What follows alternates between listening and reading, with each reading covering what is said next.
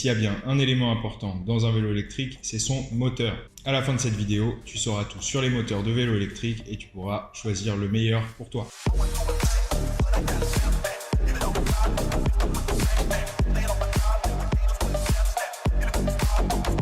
Donc les moteurs de vélo électrique. Deux types de moteurs principalement, le moteur moyeu, roue avant ou roue arrière, ou le moteur central, le moteur pédalier.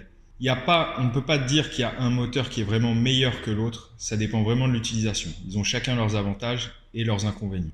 Pour commencer, on va parler un peu du moteur moyeu, c'est le plus répandu, celui qui se trouve dans une des roues, soit avant, soit arrière. C'est un moteur qui est tout à fait fonctionnel, qui marche très bien et qui a comme gros avantage son prix. Il est beaucoup moins cher que le moteur dans le pédalier. Donc c'est un moteur qui va fonctionner très bien pour beaucoup d'utilisations et ça ne va pas être la peine de chercher à avoir un moteur pédalier, un moteur plus cher pour un bon nombre d'utilisations.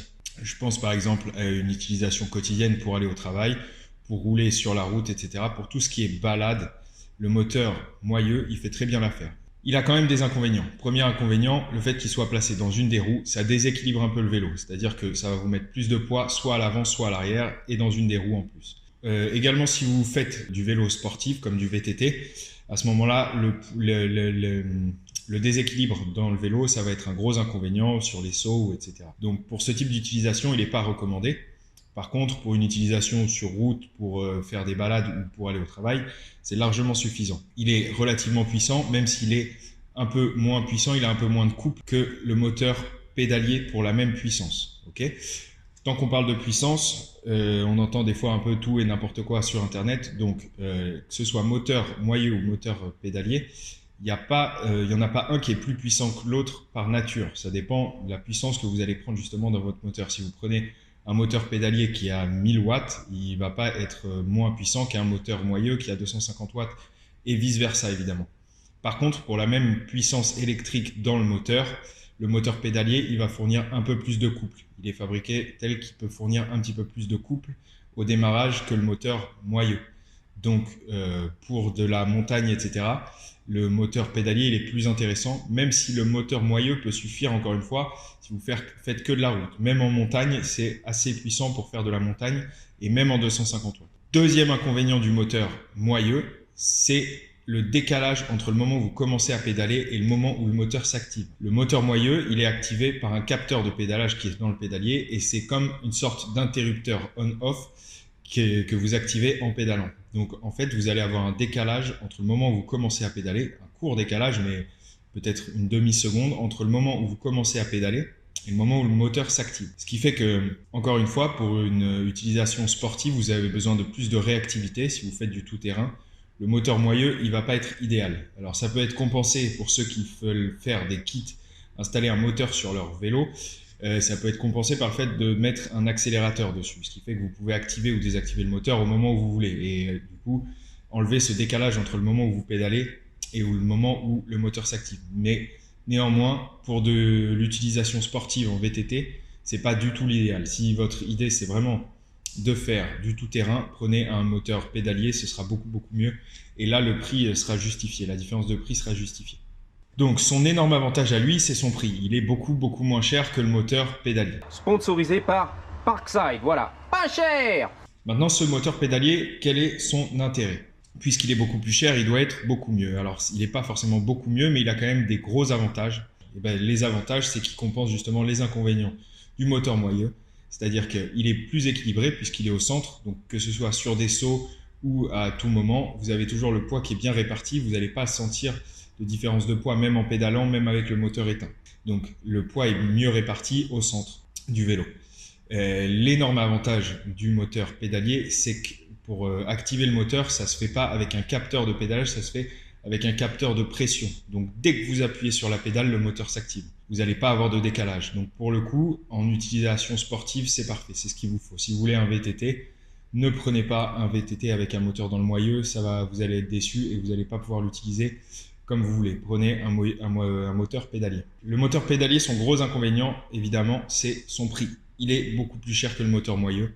Et donc, si vous optez pour un moteur pédalier, je pense que le seul cas de figure où c'est vraiment utile et où ça vaut vraiment le coup, on en a parlé déjà, c'est pour une utilisation en mode VTT. Que ce soit en utilisation sur un vélo de route, sur un vélo de ville, sur de la balade, etc. Et même sur, si vous utilisez des kits, même sur un vélo cargo, le moteur moyeu sera un meilleur rapport qualité-prix parce que les gains que vous aurez sur le moteur pédalier ne seront pas vraiment utiles. En fait, ça ne va pas vraiment être un inconvénient d'avoir ce petit décalage au pédalage et non plus d'avoir un petit peu de plus de poids sur la roue. La chaîne est très récente et si vous aimez ce que vous y voyez, si vous aimez le contenu et que vous voulez que ce soit plus partagé et plus visible, tout ça est entre vos mains. Je ne sais pas si vous savez comment fonctionne YouTube, mais pour être recommandé sur la plateforme, il faut avoir des réactions sur la vidéo. C'est pour ça que je te demande juste une petite seconde là tout de suite pour mettre un like en dessous de la vidéo. Et si tu as une question ou une remarque, n'hésite pas à mettre un commentaire en plus et là, ce sera parfait. Thank you. Maintenant qu'on a fait la différence entre les deux types de moteurs, et parmi ces moteurs, il y a évidemment différentes motorisations. Donc, dans les vélos neufs, homologués en France, ils vont tous être en 250 watts. Donc, en termes de puissance, le moteur pédalier sera légèrement mieux. En fait, c'est pas tout à fait juste de parler de puissance, mais en termes de couple, le moteur pédalier sera un petit peu plus performant. Il est configuré différemment et le fait qu'il s'active uniquement pendant que tu pédales, ça permet d'optimiser le couple. Donc, le moteur pédalier est entre guillemets un peu plus puissant que le moteur moyeu, mais en 250 watts, c'est relativement équivalent. Maintenant, si vous comptez utiliser un kit, que vous avez regardé les autres vidéos et que vous avez regardé ça, si vous comptez utiliser un kit, vous pouvez évidemment mettre différentes puissances dans le moteur, que ce soit dans le moteur moyeu ou le moteur pédalier. Donc, le moteur moyeu. Mettre un moteur plus puissant, ça peut avoir plusieurs avantages. Évidemment, si vous mettez un moteur en 48 volts, vous allez aller plus vite. Donc, pour avoir un vélo qui va plus vite, vous allez être obligé d'utiliser un moteur en 48 volts un peu plus puissant. Premier avantage. Mais il peut y en avoir un deuxième, c'est que si vous voulez faire un vélo cargo, un vélo lourd, électrique. Là, à ce moment-là, le moteur 250 watts peut être un peu limite, surtout si vous êtes en montagne et que vous avez beaucoup de relief. À ce moment-là, le moteur moyeu électrique présente énormément d'avantages. Déjà, sa puissance, il va vous permettre d'aller partout et de monter n'importe quelle côte, même bien chargé. Et il a un deuxième avantage, c'est, on en a parlé dans d'autres vidéos si vous avez regardé, c'est qu'il est configuré en direct drive. Et direct drive, ça veut dire qu'il n'y a pas d'engrenage à l'intérieur du moteur et que donc grâce à ça, vous pouvez installer des options dessus comme le frein régénératif qui sur un vélo cargo est vraiment génial. Vous allez pouvoir gagner peut-être 20% d'autonomie sur l'utilisation de votre vélo. Donc sur un vélo cargo, un moteur en 1000 watts par exemple, un moteur direct drive 1000 watts ou 1500 watts. Encore une fois, tous les liens seront en description hein, et regardez les autres vidéos si vous voulez avoir plus d'informations sur les kits électriques. Et donc pour un vélo cargo, un moteur 1000 watts ou 1500 watts, c'est vraiment très bien puisqu'après vous pouvez paramétrer votre moteur pour qu'il freine et qu'il régénère votre batterie. Cette option, elle est vraiment géniale sur un cargo parce que non seulement ça vous fait économiser de la batterie, mais ça vous fait aussi économiser des freins. Okay, donc évidemment, si vous freinez avec le moteur, vous n'usez pas de frein, il n'y a pas d'usure. Donc pour ça, c'est vraiment très bien. Voilà pourquoi sur un vélo cargo, moi je préconise d'utiliser un moteur moyeu, mais un moteur moyeu un peu puissant. Donc évidemment, encore une fois, il y en aura forcément encore en commentaire qui vont le mettre, ce n'est pas homologué. Donc c'est entre guillemets à vous de prendre ce risque, même si c'est plutôt ridicule puisque vous pouvez utiliser votre moteur 1000 watts en le bridant à 25 km/h. Dans ce cas-là, si vous le bridez à 25 km/h, très franchement, il y a très peu de risques que vous preniez une amende, etc. puisque personne n'ira vérifier la puissance nominale qui est envoyée dans votre moteur. Même en cas de contrôle, on vérifiera simplement la vitesse maximum. Et si vous êtes un peu chargé, avoir plus de puissance envoyée dans le moteur, c'est pas du tout superflu. Donc cette réglementation en France, j'espère, et je ne suis pas le seul, sera amenée à évoluer puisque pour des véhicules un peu plus lourds qu'un vélo classique, 250 watts, c'est trop limite. Donc par contre, n'hésitez pas si vous utilisez un moteur 1500 watts à le brider à 25. Vous roulerez en plus grande sécurité et en plus vous avez très peu de chances d'avoir des soucis avec la police ou avec la loi. Maintenant, les moteurs pédaliers. Les moteurs pédaliers, c'est très simple. Vous pouvez avoir des moteurs plus puissants. Ça va simplement vous changer votre couple. Vous allez gagner en couple et en accélération. Donc encore une fois, le moteur pédalier pour les kits, ça peut être vraiment très bien pour faire un VTT électrique beaucoup moins cher que ce qu'on peut trouver dans le commerce en neuf. Si vous avez un beau vélo qui n'est pas électrique et que vous l'équipez d'un kit avec un moteur pédalier électrique, vous allez avoir un VTT électrique qui va être vraiment super performant et pour beaucoup moins cher que ce qu'on peut trouver en neuf dans le commerce. Donc là, pour ça, c'est beaucoup mieux. Et si vous augmentez la puissance, en général, vous pouvez en trouver jusqu'à 750 watts.